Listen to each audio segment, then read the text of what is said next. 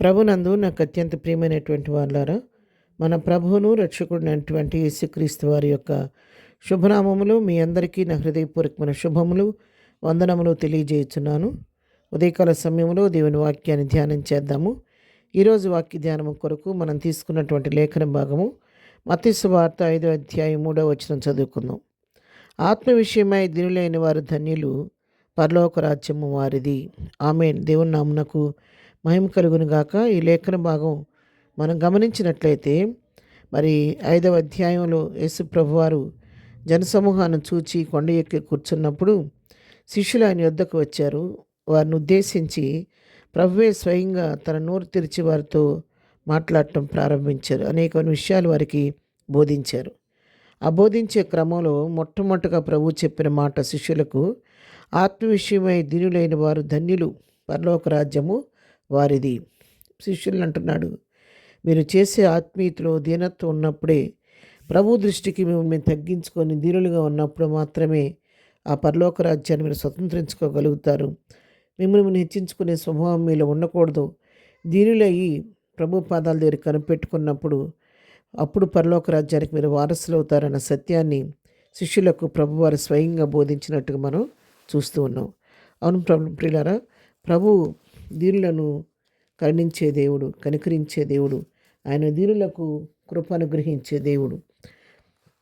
ఎవడు దీనుడై నా మాట విని వణుకుచుండను వారిని నేను దృష్టించనని దేవుని వాక్యం సెలవిస్తుంది.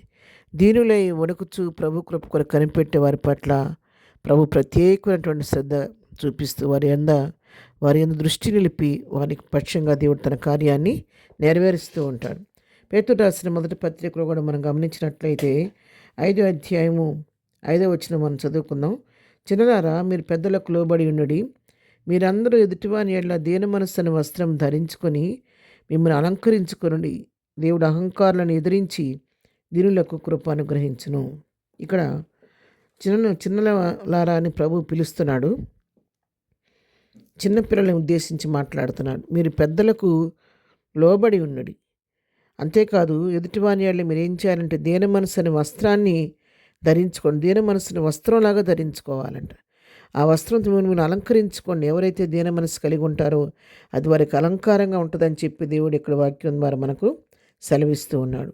అంతేకాదు, అహంకారంగా ఉండే వాళ్ళ పక్షంగా దేవుడు వారిని త్రోసివేసి వాళ్ళని ఎదిరించి ఎవరైతే దీనులుగా ఉంటారో వారి కృప అనుగ్రహిస్తాడు అన్న సత్యాన్ని కూడా ఇక్కడ మనకు తెలియచేస్తూ ఉన్నాడు.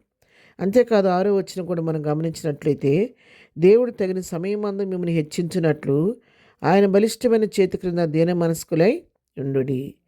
దేవుడు మిమ్మల్ని హెచ్చించాలంటే, మీ జీవితంలో దేవుని కార్యాలు జరగాలంటే, మీరు అనుకున్న కార్యాలు మీ జీవితంలో నెరవేరాలంటే, మీరు ఏ విషయాల కొరకు మొరపెట్టుకుంటున్నారో, ప్రార్థిస్తున్నారో, ఏ మనవులు ప్రభుత్వంలో చెప్పుకుంటున్నారో వాటికి జవాబును మీరు పొందాలంటే, దేవుని మీ జీవితాల్లో మీరు హెచ్చించబడాలంటే మీరు చేయవలసింది ఆయన బలిష్టమైన చేతి క్రింద దీన మనస్కులే కనిపెట్టుకోవాలి. ఎవరైతే ఆ విధంగా ప్రభువుకు తమ సమస్యను అప్పగించి దీన మనసుతో ప్రభు పాదాల దగ్గర కూర్చొని ప్రభు సమయం కొరకు ఆయన చిత్తం కొరకు ఎదురు చూస్తూ ఉంటారో వారి పక్షంగా దేవుడు తన కార్యాన్ని నెరవేర్చే దేవుడై ఉన్నాడు. ఉదయకాల సమయంలో దేవుని వాక్యం నీతో నాతో సూటిగా మాట్లాడుతుంది. మన జీవితాల్లో మనము కూడా మనం చేసే భక్తితో పాటు మన జీవితాల్లో దీనత్వం కూడా మనం కలిగి ఉండాలి. ఎప్పుడైతే మన ఆత్మీయతో దీనత్వం కలిగి ఉంటామో అప్పుడు ప్రభు కృపకు మనం పాత్రలం అవుతాము. దేవుని కార్యాలు మనం చూస్తాము. అంతేకాదు, మనం ఎప్పుడైతే మన భక్తిలో దీనత్వాన్ని కలిగి ఉంటామో మన యొక్క భక్తి జీవితాన్ని బట్టి, మన యొక్క దీనత్వాన్ని బట్టి అనేకులు ప్రభు వైపు ఆకర్షించబడతారు.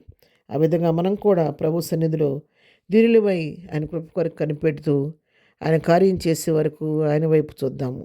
ప్రార్థన. ప్రేమగల తండ్రి, ఉదయకాలం మాకు ఇచ్చినటువంటి ఈ శ్రేష్టమైన వాక్య భాగాన్ని బట్టి మీకు వందనాలు.